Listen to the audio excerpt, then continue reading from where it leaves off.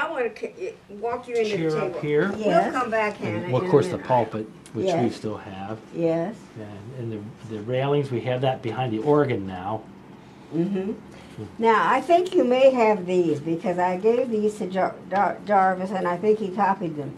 This is a picture of my father leading the choir out. And here he is, where he sits. And this is Charles L. Barnes. Yes, the L. My Barnes. father, okay. George Mitchell, father of Rankin Barnes. Yes. So I thought you should have that. Now, this is what things looked like for a long time. Mm-hmm. I have been on that vacant lot more than once. We used to park the car there. Charles Condor used to park his trailer chapel there. I am now in my 95th year. Sometimes my memory is as sharp as it could be, and sometimes I go absolutely blank.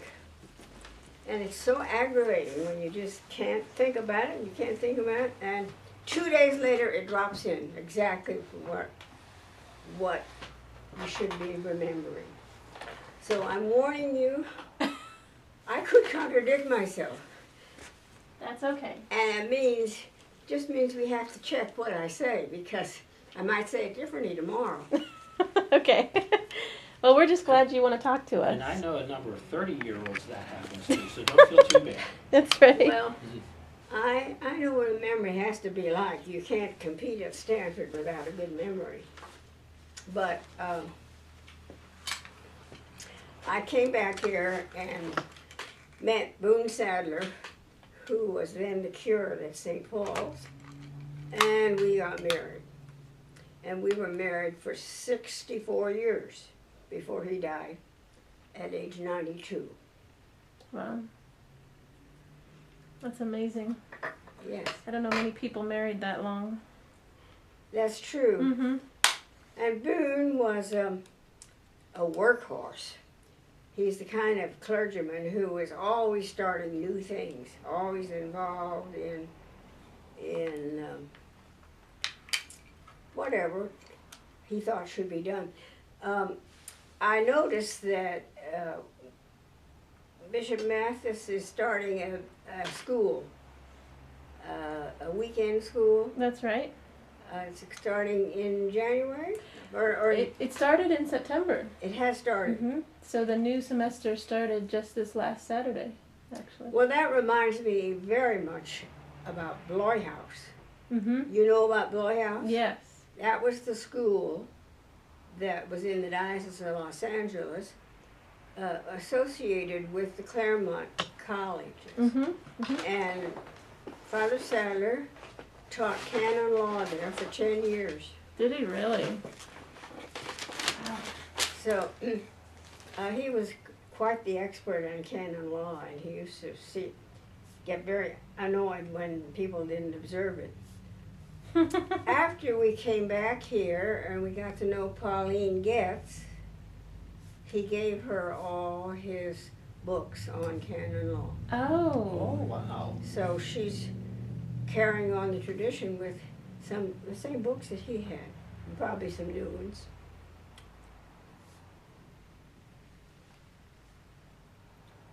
That makes sense. That's why she's the parliamentarian at General Convention and at Diocesan Convention. Now, besides that, Boone Sadler was the Secretary of Convention for the Diocese of Los Angeles for 10 years. He was doing both these at the same time, as well as being rector of St. Luke's of the Mountains, La Crescenta. Oh, okay. So he was always very busy.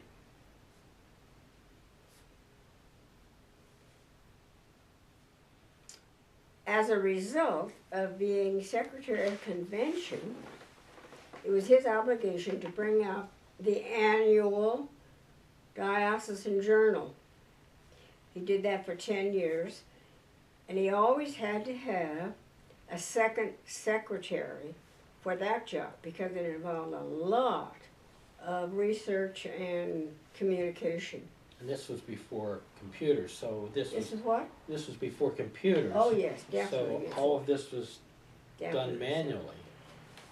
And what I want to tell you is that for 5 years of the 10 years that he was secretary, I was his secretary and helped bring out the Diocesan Journal.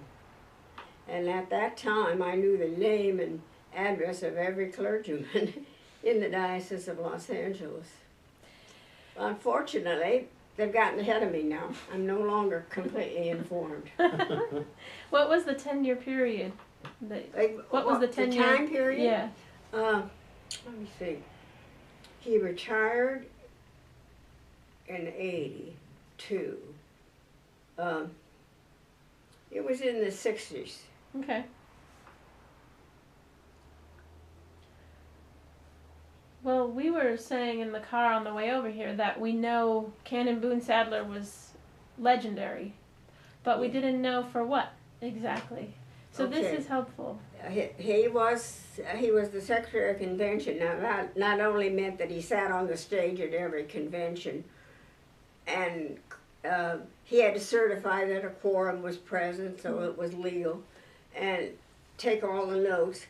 And if I was sitting out in the audience, I was taking notes too, because I had to write all the letters that when they would pass a motion to write a letter to so-and-so, that's what I had to do.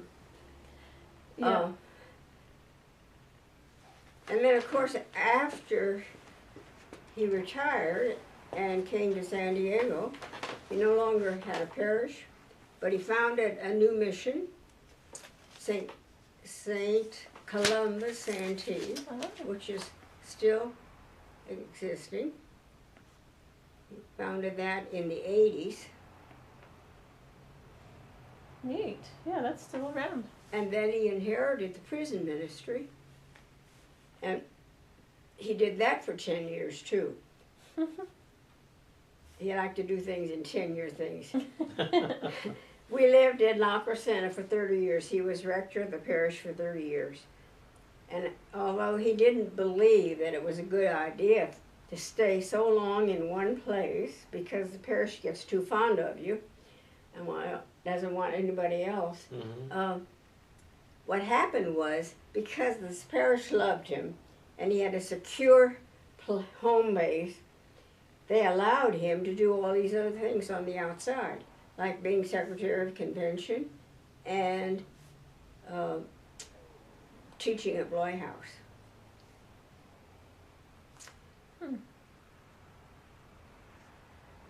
Neat. He said to me at the end of his life that the best part of his ministry was his ministry in the prisons.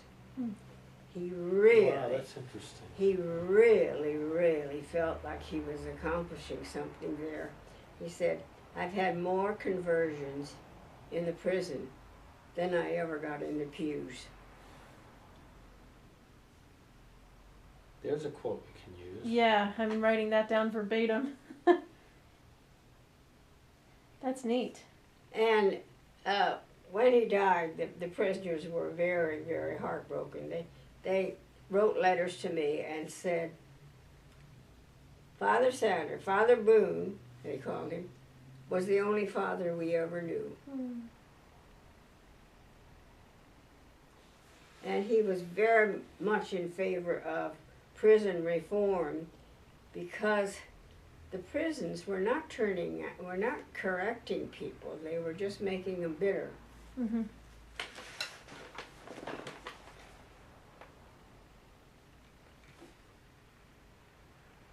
Did he ever take any political action, or was it mostly educating people about the state of prisons? I mean, no, he didn't. Actually, this was at the end of his life. He was already close to 90. wow. He was at the prison a month before he died, at 92 Wow. years of age. And I'll also tell you, his recreation was body surfing. And he was surfing a month before he died. No kidding. Wow. Amazing man. Yeah. He was an amazing man. He really was. More than once. Well, he was a very good husband. And together we have 5 children. two sons and 3 daughters.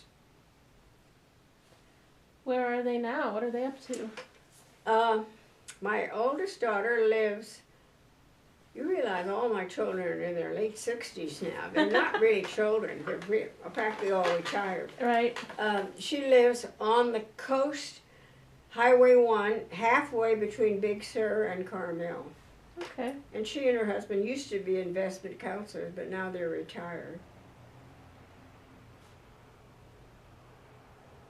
All right. Her name is Rachel. She's the oldest. She's the oldest. And then the next one is Aiden, for St. Aiden. And he's retired also. He worked for Ralph's Grocery Company for 28 years. Really? And he's now retired. He still lives in La Crescenta. Then Genevieve lives in Denver, and she's a CPA, and during the tax season she's very busy. Otherwise she does some work as an accountant for various companies. Mm-hmm. And then Elizabeth, we call her Betsy, works for the music department of Point Loma Nazarene College. Oh. Her title is to be in charge of all ticketed events, which means that she takes all the reservations and arranges all the concerts and the plays and things like that. And on the nights of performances, she has to be in the ticket booth to give that out. Now, she just lives 2 blocks from here, right over there, and she comes to see me almost every day. I'm Nice. very happy to have her. Yeah. Is she married? Is she married? Yes, she's married. Her husband is a roofer. I don't know that you want all this biographical No, yeah. information. It's interesting though. She's got 3 grown children Oh, she does. and 2 grandchildren. And 2 grandchildren. So Yes. you're a great-great-grandma. And then our youngest son, Timothy, unfortunately died a year ago. I'm sorry. Yeah, I'm very sorry too. Yeah. Mm. He was a very successful mining engineer. He ran a gold mine in Venezuela, Really? and he had a very busy life down there. Married a girl from Venezuela. Unfortunately, he was held up at gunpoint more than once because the locals, of course, were not happy to have a foreign company in there digging in their territory.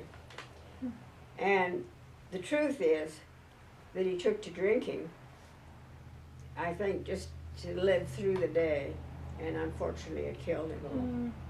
So I'm sure it was unnerving for him to be held up and Well, yes, and to be responsible for the welfare of, he had 32 men that he was responsible for. They'd get injured and he'd have to take them to the nearest doctor, which, since there were no roads, they had to go by motorboat on rivers. wow. It's a very interesting life, Yeah. but very scary life. Did he have any kids? No, So how many grandchildren do you have? 6, 6 of your own grandchildren. yes. And how many great-grandchildren? Let me think. 4. 4. Do you ever get together, all of you? Oh, we try to. Especially at Christmas time. As a matter of fact, all last week I had house guests. Jenny was here from Denver. It was a great relief to get away from the snow. Mm. And one of my granddaughters, who's a sports medicine, she's a athletic trainer is Oh, the okay. word for it. Mm-hmm. She works for Indiana State University. So she lives in Terre Haute. And right now she's teaching anatomy. Wow. So, you were born in San Diego. Yes. In what year? 1919, April 30th, 1919. And you wrote an article about my 90th birthday. That's right. I remember that. Well, it's almost 5 years ago. Yeah. So That's neat. And so, you and Boone were married in what year? 1942. And where did you get married? All Saints Church, San Diego. Oh, right up the street from the cathedral. Okay. Mhm. And that's the one sacrament Boone had that was not in St. Paul's. But by then he was out on his own, and he was very fond of Father Stevens, who was rector of All Saints at the time. So we were married there. Neat. It's a beautiful church, too. Yes, it is. And Father Stevens was a great priest. There were some good priests that came out of All Saints. Yeah. Yes, quite a few. Where did Tom come from?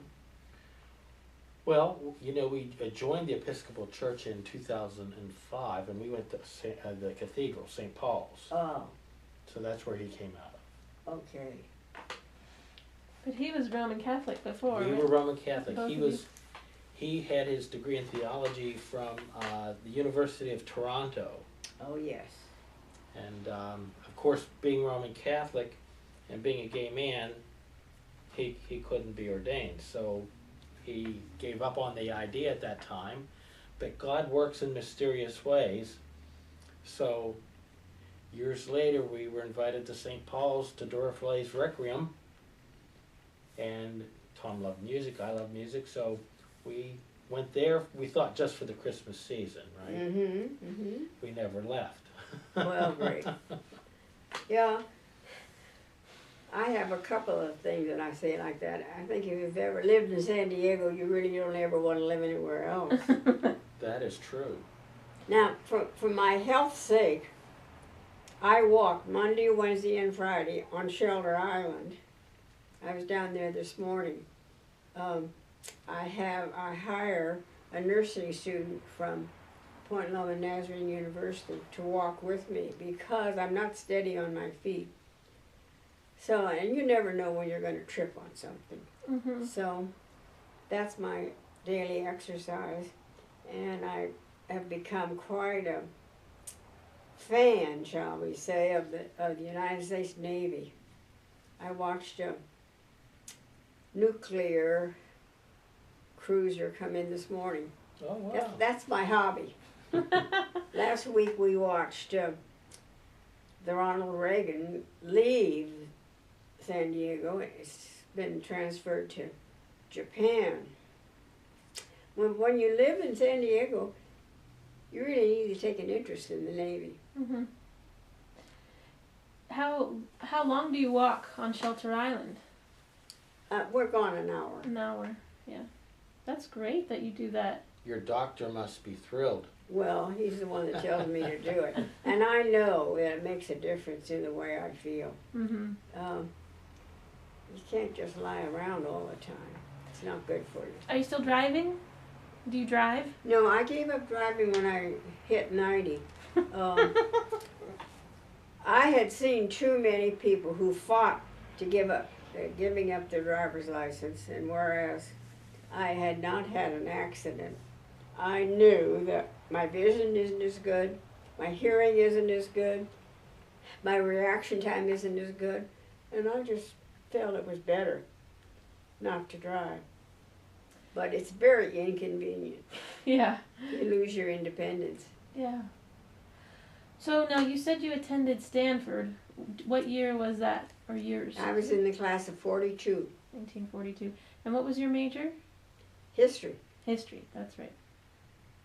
And my name was Mitchell in those days. That's right, Mitchell. Mary Maud Mitchell. I signed my name M to the third vowel. I like that. Yeah. Well, Tom, did you want to ask some questions? I'm sorry, John. Well, I guess, what's one of the favorite things, one of the best things you think that has ever happened to you and Boone? The best thing? We got married. We had a very, very happy, compatible marriage. You must have. Yes. Did you ever have to counsel Boone to just Calm down? calm down a little bit, pull back a little? No, I never did. I felt I had a calling to be a clergyman's wife. And a clergyman's wife needs to keep him going. And to keep him going at his best efforts, I saw to it that his home was a safe haven, that he could come home and relax. His meals were on time, his clothes were clean, and I took thousands of phone messages. What's remarkable about, I'm going to call it our ministry, because we really did work together. The remarkable thing is we never had an answering service at the rectory or in his office. Anybody who ever called Boone Sadler got a voice, a real human being. People really appreciated that. I was just going to say that And it's so refreshing. There's some people still left from our old congregation who say, we just can't find another church like St. Luke's used to be. Yeah. So they got a human voice, they got your voice. Yes, they got my voice and all our children. I was speaking to Betsy yesterday about your coming, and I was saying, you know, Betsy, remember how many phone calls we had. What a nuisance they were. They were always interrupting us. But all 5 of our children answered the phone, St. Luke's of the rector. And if it was a message, they say, we will tell Father Sadler. So That's neat. he had messengers. I would imagine over time most of the people got used to the idea that Father Sadler had to have a little downtime and he would get back to them with the message, you know. Right. Well, he wasn't always at home when they called. That too, yeah. And so, in fact, he was out a lot. He believed in calling on his parishioners, and so he was very well known by all his parishioners, just like he was really well known by all the prisoners that he dealt with. He just listened to their stories and loved them. That was his basis of his ministry, to love his people. I was just going to say he must have been quite a loving man. You know, sometimes He you look was. at his picture and you can almost see that come through. Well, yes, he was very loving. And that's basically what people want out of their rector.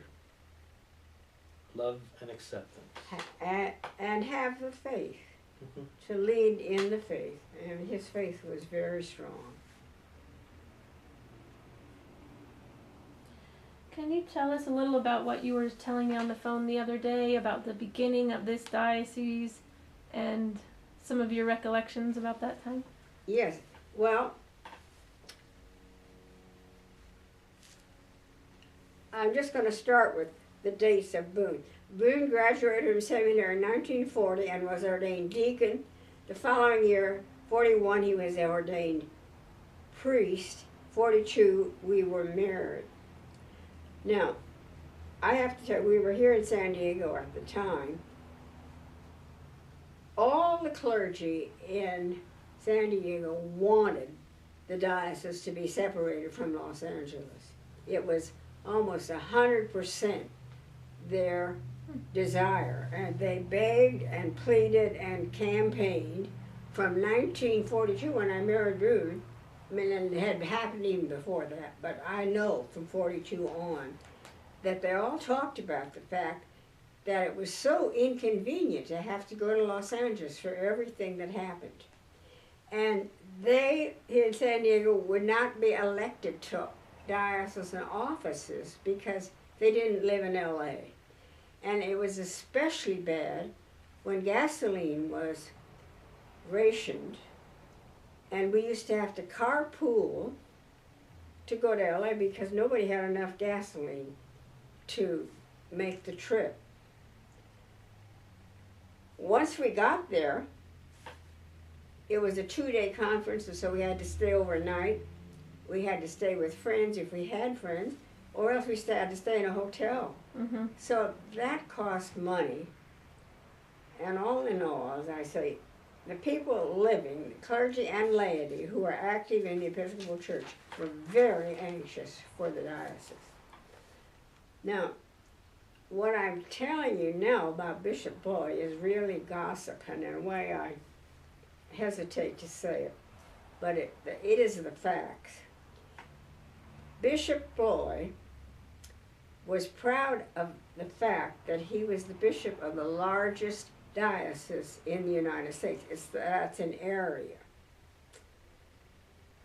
He also counted on the money that it came to him from the people living in San Diego, and he was very reluctant to give up that income. So he used to tell the people from San Diego, when they asked for a division, he would say, there isn't enough money in San Diego to support a diocese. Now, I don't know whether you want to put that in print or not. It's a pretty strong statement. It's the truth. But it doesn't give a good picture. Bishop Lloyd was bishop for 25 years. And the Diocese of San Diego was not formed until after he was no longer bishop of Oh, okay. So, let's see, I think there was Ivor Curtis, there was Campbell, Don Campbell, there was, I'm trying to think of these other bishops.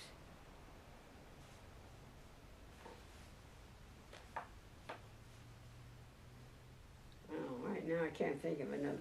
It was bishops who followed. And this is a matter of record, you could look it up. Yeah. I think I actually read that before, read other sources that said kind of the same thing, that confirm what you said. As long as he was bishop, he did not permit it to happen. But it did happen. But not under his... After he was no longer the bishop. Okay. After. And he died shortly thereafter. He did. So we had to wait until...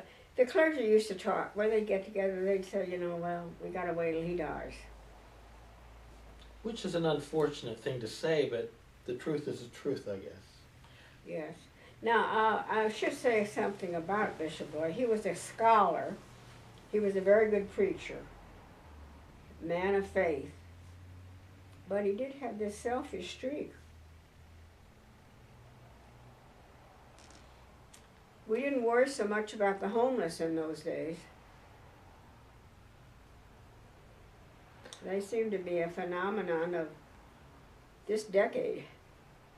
Interesting. What did Boone Sadler think about the separation? Was he in favor of? Oh, very much so. He was. First, when he was here within San Diego area.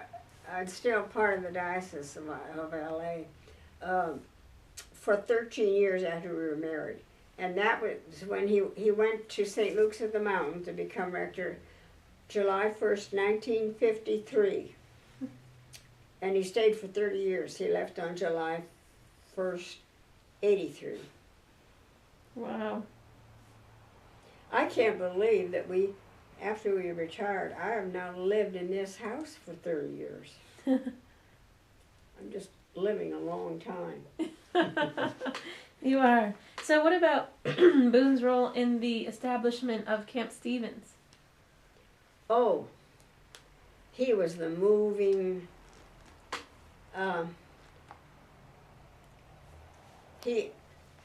They talk a lot about Jack Lax as being part of it too, and Jack was certainly his cooperator with him. But actually, Boone Sadler is the person who conceived the idea, who found the property, who talked to the realtor, who was an Episcopalian, fortunately, and he persuaded her to hold the property and not show it to anybody else until he could raise enough money to buy the property. He bought, I think it was I was going to say 65 acres. I'm not sure how many acres, but he bought the property for $25,000. But it was hard to raise $25,000 for camp property in those days. It was a lot of money back then. It was. And of course the camp has subsequently bought more property. There is an interlude. I don't know that you want to write it down though. The original camp was in Descanso, and he bought a campfire, girls' campfire camp in Descanso, and it burned to the ground. Mm-hmm. And the insurance was very small, but the insurance money was part of the down payment of the other property. Oh, interesting. Okay. Now his goal, other than having young people have a good vacation for a week, the goal of Camp Stevens was to make believers in Jesus Christ. Was Camp Stevens established while we were part of the Diocese of Los Angeles, or after we became? Oh, Los Angeles. Were we still Los Angeles? It started very early. We were living in La Crescenta, and we used to have to come down here Mm-hmm. to negotiate the sale and so forth.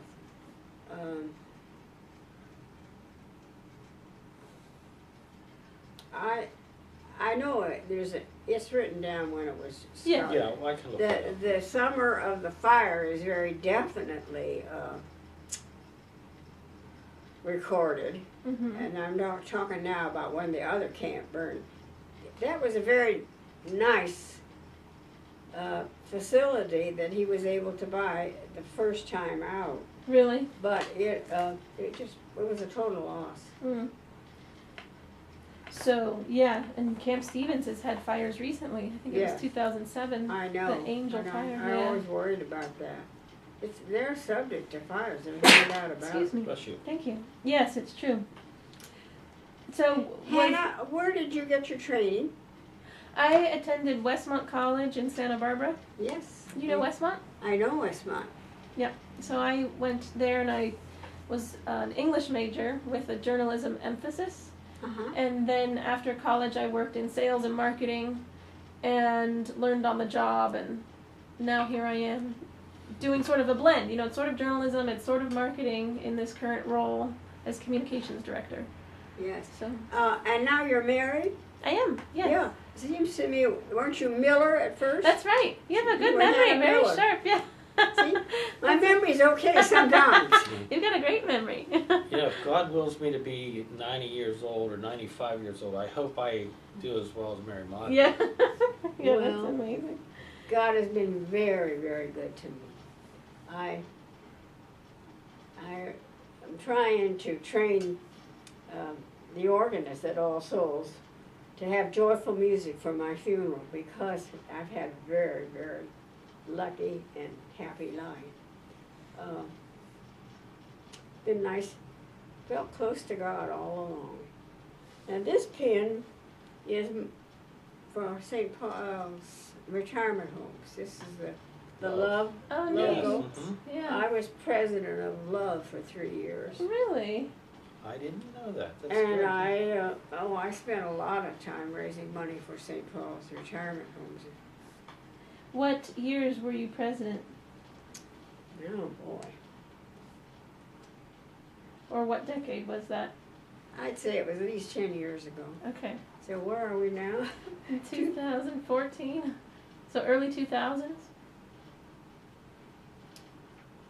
Yeah, maybe back in the 90s. I did so many fundraisers for them. It seemed like every year I was having to do another one. And you know, they're all so much alike. You get items to auction off, you get somebody who is prominent enough that they will draw a crowd, so you're going to attract people, and you sell as many tickets as you can. Do you still go to the fundraisers for St. Paul's? I have been. Yeah, that's neat. Actually, I don't go out very much anymore. So, in all the time that you've done work as a clergyman's wife and as the president of the Love Gala, what is your favorite diocesan experience? Well, that's a question. Diocesan experience.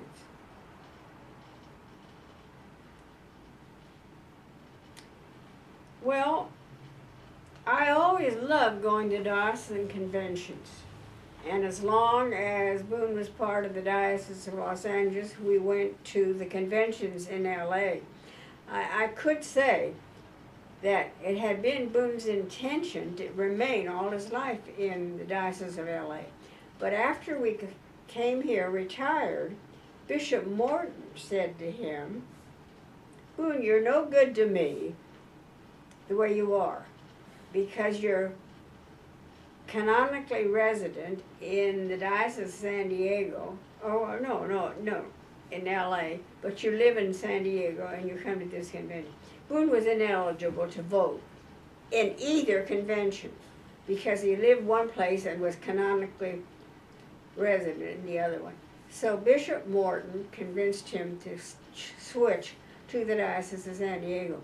Now, he had never been opposed to the diocese. Even when we lived in La Crescenta, he knew how badly San Diego really needed to be independent. Mm-hmm. So he was in favor of it. Now, let's see, since Morton, we have had Walterstorff, and then Hughes, Bishop Hughes. We knew Bishop Hughes when he first came to LA. Now, he was ordained in Wales. Mm-hmm. He was an ordained priest when he came to California, but he wasn't licensed to act as a priest in the Diocese of Los Angeles. I don't understand why that happened, but I remember Justin Hughes came to see us in the rectory at La Crescenta, and he was teaching school as a living. Hmm. Most people have no idea that that's happened. Yeah. But eventually, he got the proper certification to be a priest in Los Angeles. Seems strange, doesn't it? Yeah. That they didn't accept somebody from Wales. Mhm. Especially Bishop Hughes has such a beautiful voice. He does. I think there's different canonical requirements which Boone would probably have known about. I'm that, sure he that did. They had to meet. He before knew they- what it was. Anyway, eventually he became a bishop, and he was a great person. And Bishop Banthus is certainly trying hard. I kind of worry about him. You do? Why? Hmm? Why do you worry about him? He looks to me like he's wearing out. Oh, yeah, he's lost a lot of weight. Yes. Yeah. On purpose? Yep, on purpose. Well, it makes him look sick. I know. Everybody says that. Yeah. So we'll tell him, you can stop now, Jim. Yeah, stop losing weight. Oh, heavens, yes. Yeah. Well, he's running now. Now he's a runner, so. Running with the dog. With the dog, exactly. I see lots of dogs being walked on Shelter Island. All breeds. Yeah. So is there anything that we didn't cover? I mean, that you, in your role here in the diocese, you were a clergyman's wife, you're president of the Love Gala. Is there anything else that you served as on any boards or Episcopal community services or? No. I spent a lot of time at St. Paul. I really didn't have time to do anything else. My role in life was to be a clergyman's wife. And if I had anything to say, I would say we don't talk enough about the importance of the role of a clergyman's wife. I think you can support his ministry or you can hinder it. And I already mentioned what I think is important. His home should be a safe place where he can come and relax. His meals should always be on time so he is not late for his next appointment. His clothes have all got to be ready to wear. But most of all, you just have to not only take messages for him, but love him and support what he's doing. I think that's the whole basis of it, that last sentence. I agree, and I think a whole article ought to be written on that one subject, because there are too many clergy wives today who don't even want to be a clergy wife, want to do their own thing. Mm-hmm. Well, maybe that's something you'd like to write, or to, maybe I could interview you about that, and we could write an article like that. Well, You would be good at that, yeah. we could do that. It will not always be popular, I can tell you that, because there are a lot of people who don't agree with me, I'm sure. Hmm. But I didn't feel I was sacrificing my life. I was living the life that I really felt called to be. That's so neat. You are lucky. Very, very lucky. And Boone was lucky too. Yes. Well, we were a happy couple. And we had 5 wonderful children. I have to say, even Tim, with his problem, was a great person. He had 4 college degrees. Wow. Wow. You know, it That's just seems like a wasted life. And I support MAD and other organizations that work with alcoholics. I didn't ever appreciate until my son had the problem how bad it is. It's a very serious illness. It's not something that you will to do or will not to do. It just it gets you. Yeah. It's a disease. A It is, disease. yeah. It's a real disease, Yeah. yes. I was wondering, Mary Maud, do you have any thoughts on Bishop Waltersdorf, the first bishop of San Diego? Did you have much dealings with him? I've forgotten. He came before Morton. Yes. Oh, I got him mixed up. Well, we were very close friends with Bishop Waltersdorf. He was of the same generation as Boone. Mm-hmm. And he was very supportive of Boone's efforts to get Camp Stevens going. He used to come regularly, and he would bring or send young people from St. James.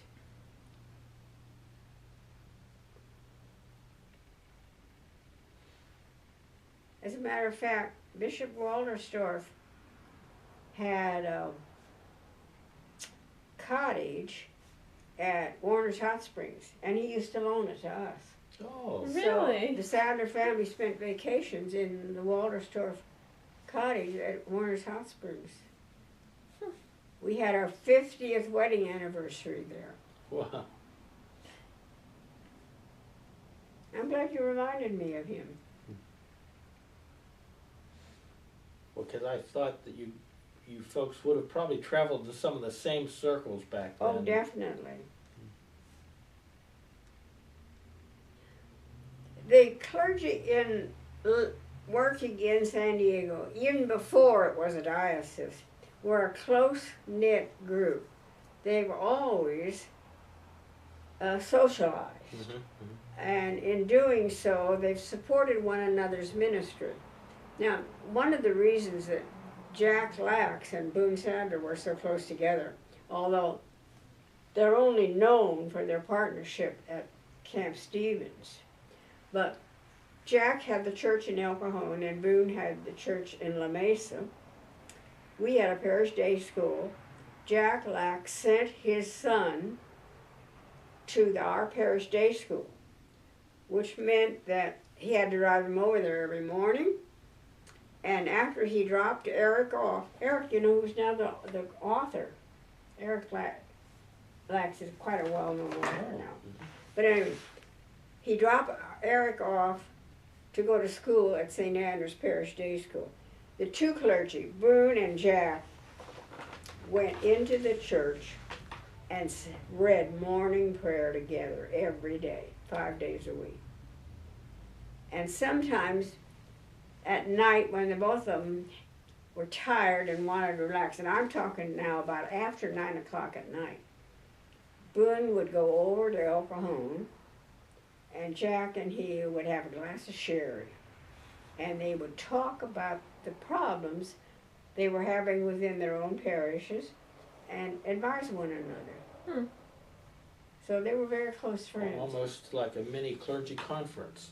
Well, that's true. I mean, and 'Cause we were neighbors. Yes. And so they really acted in a neighborly way.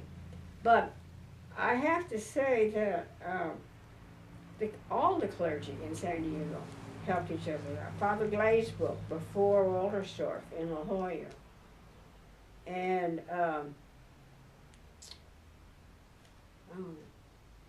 can't say his name now. Alberta Nail. What was the first name of Father Nail? He had the church in either National City, I think. Have to look that one up. St. Matthew's. Yes. What church was Boone at when he was getting together with Jack Lax to read morning prayer? And I'm sorry, I've got to hear you again.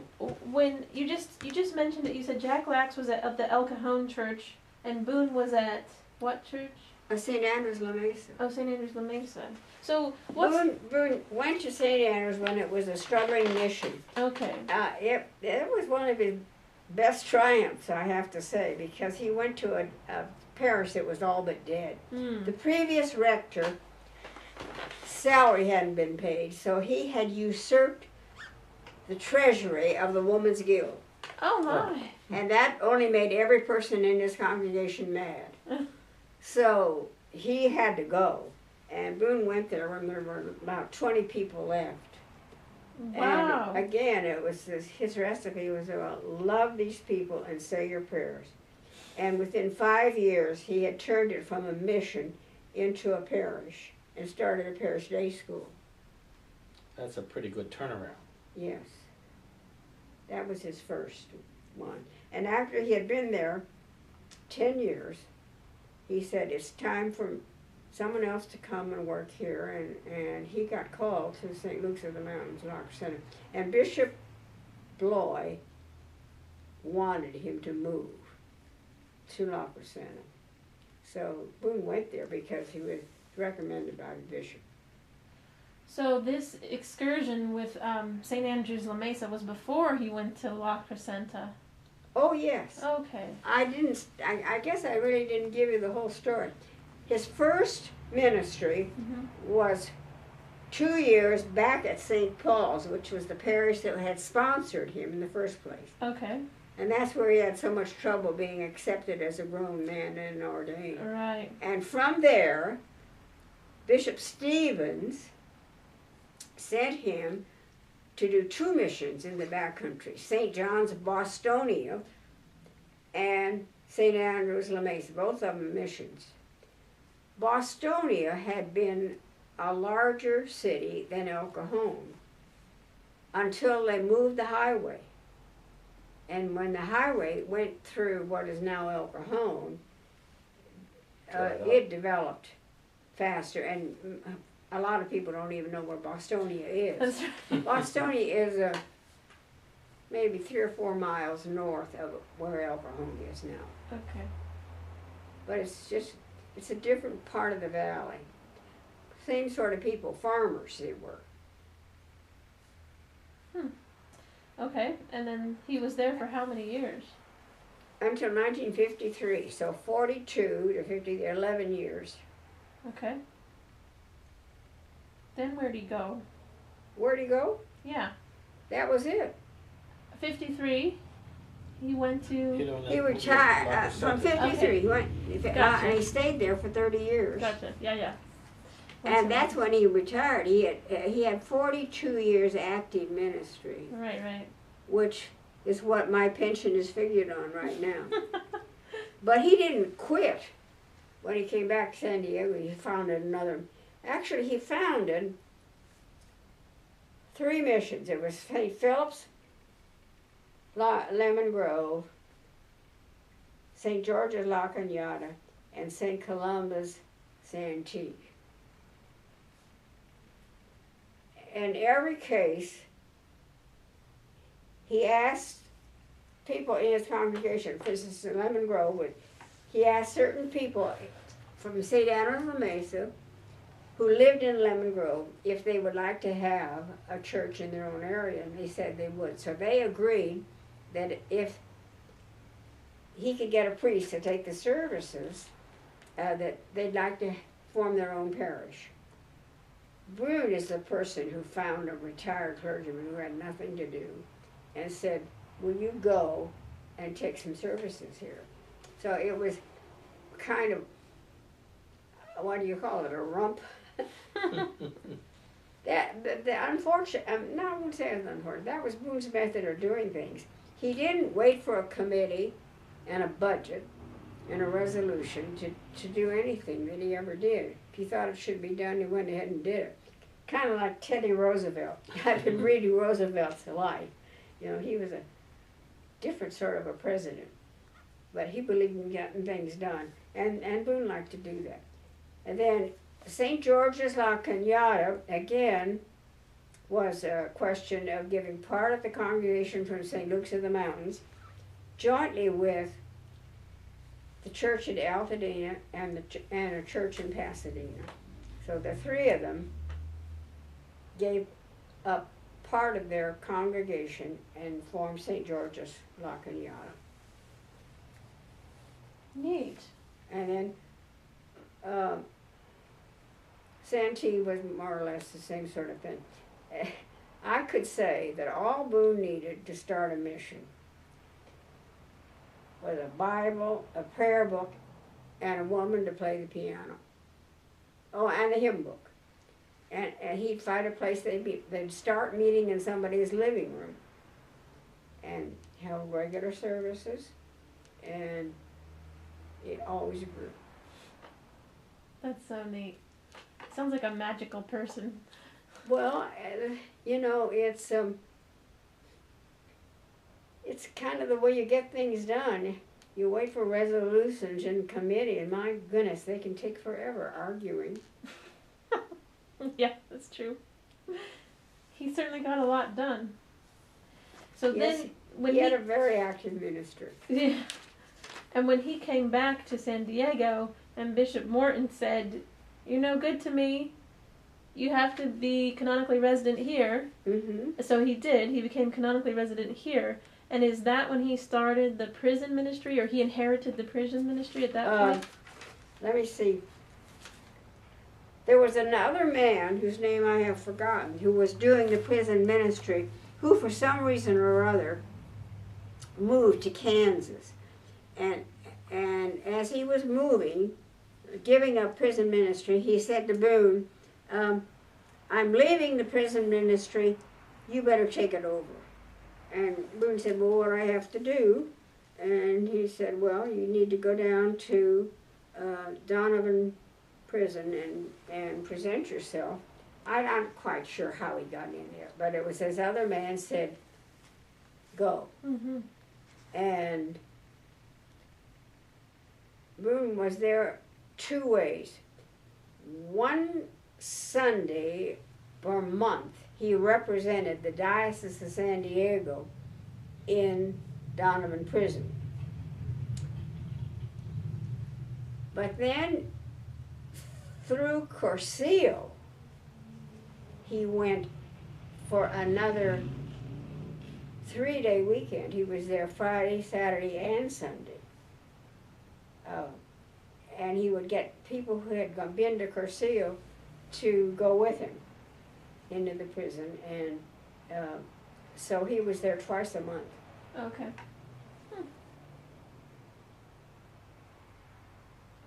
Wow. That's a full and rich ministry that It he really had. was. Yeah. It really was.